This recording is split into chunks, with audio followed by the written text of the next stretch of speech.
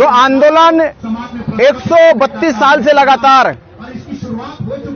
दुनिया का सबसे बड़ा आंदोलन, दुनिया का सबसे लंबा आंदोलन, राम मंदिर से बड़ा आंदोलन। राम मंदिर का आंदोलन तो भारत का था।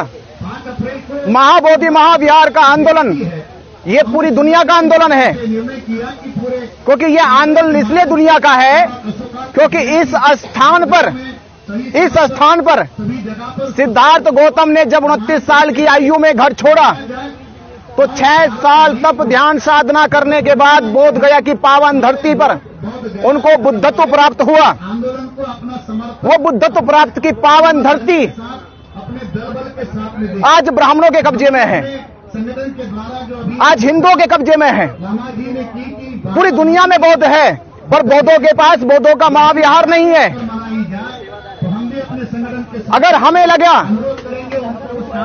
कि हम इसको बचा सकते हैं, हम इसको मुक्त करा सकते हैं, उसके लिए हमारी जान चली जाए, हमें जेल में डाल दिया जाए, हम हर एक जुल्म सहन करने को तैयार है, पर महाबोधि महाविहार मुक्त होना चाहिए।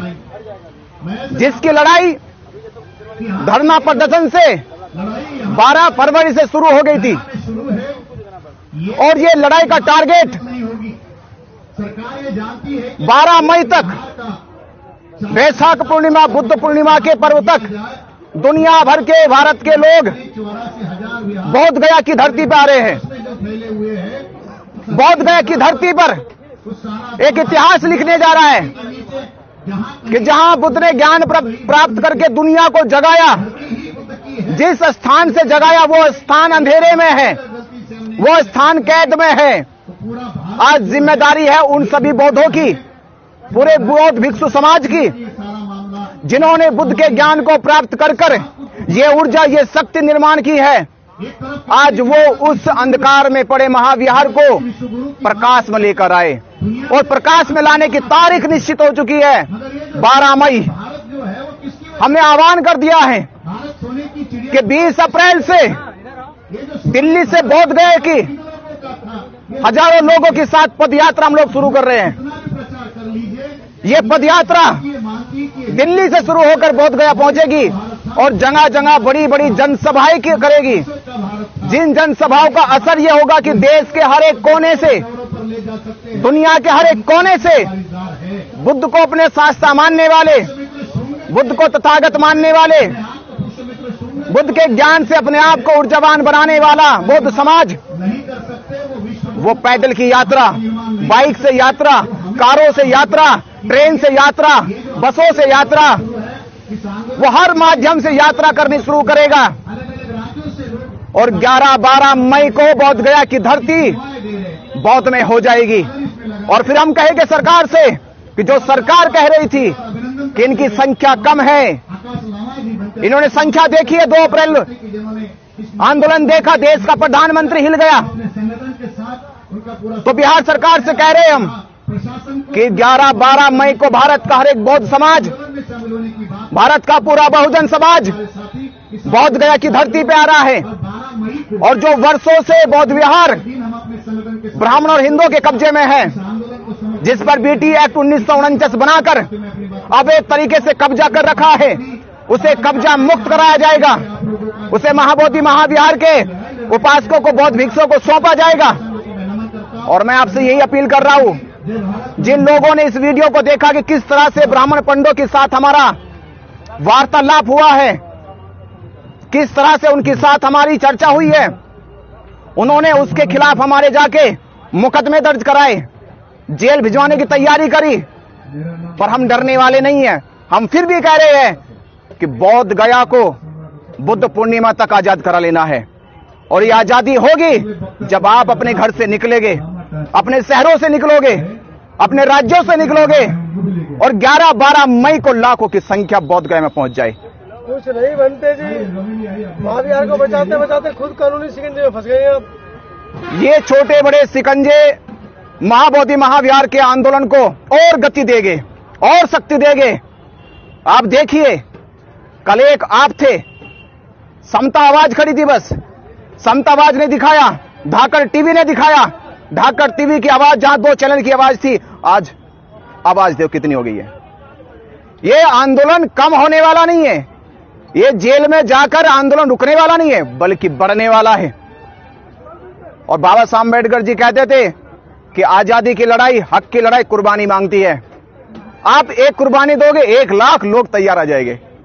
एक जेल जाएगा, 100 लोग जेल का ताला तोड़ के बाहर आ जाएंगे। तो वो बात कह रहे हैं कि तुम मुझे खून दो, मैं आजादी दूंगा। सुभाष चंद्र बहुत वाली भाषा बात कर रहे हैं आप तो। नहीं, हम ये कह रहे कि आप साथ दो, महाबुद्ध विहार हम आजाद देंगे। आप साथ दो, बस साथ देंगे, क्योंकि हमारा आंदोलन शांति का आंदोलन, मैत्री का आंदोलन है। पर हम 2 चीज जिक्र करेंगे, बुद्ध की शांति और अशोक की क्रांति भी हमारे साथ है। हिंसा कराओगे देश में? क्रांति का मतलब हिंसा नहीं है, बदलाव है। मारकाट कराओगे? बदलाव है। अरे हिंसा तो वो लोग करते हैं जिनको खतरा है, जो भयभीत है, जिनके पास लड़ने की कोई ताकत नहीं है। हमारे पास तो ताकत है, हमारे पास तो बुद्ध है, हमारे पास तो बाबा साहब अम्बेडकर है। अरे बाबा साहब अम्बेडकर ने बिना किसी का रक्त बहे पूरे देश को बदल दिया, पूरे देश का संविधान बदल दिया, पूरे भारत को एक नई चेतना दे दी। हम उनके बच्चे हैं, उनके पुत्र हैं। तो मैं कहूंगा ये क्रांति का दौर है, और क्रांति के दौर में परिवर्तन होगा, महाबोधि महाविहार मुक्त होगा। नहीं करेंगे ब्राह्मण, ब्राह्मण अगर नहीं करेंगे तो ब्राह्मण को खदेड़ दिया जाएगा। 4 कदम आगे की सोचता है। देखो, ब्राह्मण हमसे 4 सोचे या 6 सोचे, पर जब बदलाव होता है तो सारी सोचना विचारना धरा का धरा रह जाता है। जब बनते जी एक बात और कही जाती है कि जब भगवान बुद्ध ने पहली धम्म देशना की थी 5 भिक्षुओं को, जब उन्होंने दिया थी सारनाथ में, वो 5 ब्राह्मण थे। ये केवल तथाकथित लोगों ने शास्त्रों में लिखा, ये उन लोगों ने लिखा जो लोग खुद ब्राह्मण थे। क्योंकि जब बुद्ध के धम्म का शास्त्र लिखा गया, अनुवाद किया गया, तो अनुवाद करते समय लिखने वाले लोग ब्राह्मण थे। इसलिए उन्होंने जिक्र करा, क्योंकि हमने देखा कि हमारे भारत के साहित्यों में, शिक्षा के क्षेत्र में पहले यही लिखा गया, गरीब ब्राह्मण, विद्वान ब्राह्मण, चतुर ब्राह्मण, होशियार ब्राह्मण, तो बुद्ध के शिष्य भी ब्राह्मण। अरे ब्राह्मणों को से बुद्ध की शिक्षा का मतलब नहीं, वो सब श्रावक हैं। तो बंदे जी एक सवाल मेरा रहेगा कि भगवान बुद्ध ने ब्राह्मणों के गुण क्या बताए हैं? देखिए, तथागत बुद्ध कहते हैं कि मेरी नजर में वो श्रेष्ठ है। वो ब्राह्मण भी कहते हैं, पंडित भी कहते हैं, महापंडित भी कहते हैं, महाविद्वान भी कहते हैं कि उसके पास 3 गुण होने चाहिए।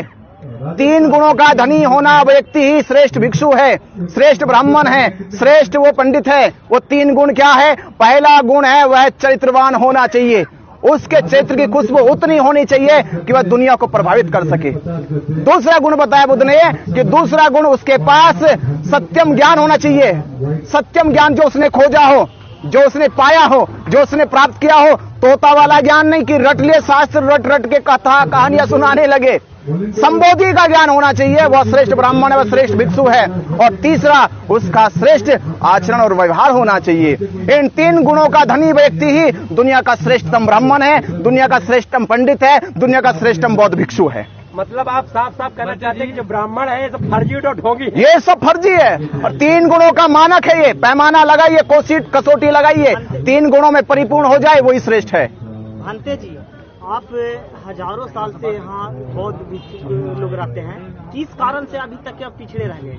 जो आपका पूरा जहाँ पे ज्ञान प्राप्ति हुआ बुद्ध का, उस जगह पे भी आप नजर नहीं आते हैं। देखिए, नजर आए नहीं आए ये सवाल है। तथागत बुद्ध ने कहा था कि चरित भिक्खवे भोजनताए भोजन सुखाए लोकान कंपाए, यानी चारिका करते रहो, प्रचार करते रहो, बातों को फैलाते रहो, संसार के हर एक व्यक्ति से जुड़ो। वो काम सबसे पहले किनका था? बौद्ध भिक्षुओं का था। और आज के दौर में वो काम किनका? वो मीडिया का है। वो काम आज मीडिया का आप लोगों का है। और मैं आपसे कह रहा हूँ, ये मीडिया के लोगों ने मीडिया के ऊपर आरोप लगा रहे नहीं। बनते जी, आपसे बात करूंगा। मैं आरोप नहीं लगा रहा, मीडिया से कह रहा हूँ अपनी, कि मेरी मीडिया के लोगों ने जैसे वो लोग दिखाते अपने बाबाओं को, अपने संतों को, आप एक हफ्ते में एक वीडियो लगाते, बौद्ध भिक्षु का एक वीडियो लगाते, बौद्ध भिक्षु का एक इंटरव्यू लगाते, बौद्ध धर्म का एक इंटरव्यू लगाते। मैं कहता हूँ कि आपके प्रयास से ही, आपकी इस कोशिश से ही भारत बौद्ध में हो जाता। भदोही से चल करके 80 लोग आए हुए हैं, एक को गिरफ्तार कर लिया है पुलिस ने। 80 लोग हमारे डिस्टर्ब है, कृपया उनके लिए कुछ किया जाए। अब आप देख रहे, सुन रहे, आप पूरी पुलिस ने हमारे आने वाले लोगों को एक आदमी गिरफ्तार कर लिया। पर ये घबराने की जरूरत नहीं है। अरे भाई जेल ही तो जाना है, जेल ही तो जाना है। तथागत ने कहा सर फूट जाए तो धर्म का प्रचार करना बंद मत करना, आपके ऊपर तलवार खड़ी हो जाए तो धर्म का प्रचार करना बंद मत करना, आपकी जान भी चली जाए तो धर्म का प्रचार करते हुए डिगना मत, निरंतर करते रहना। हम वो हौसला लेके खड़े हैं। जेल डालो, मुकदमे लगाओ, मार दो, गोली चलाओ, डंडे चलाओ, तलवार चलाओ, पर यह आंदोलन चलता रहेगा जब तक मां बोधि महाविहार मुक्त न हो जाए।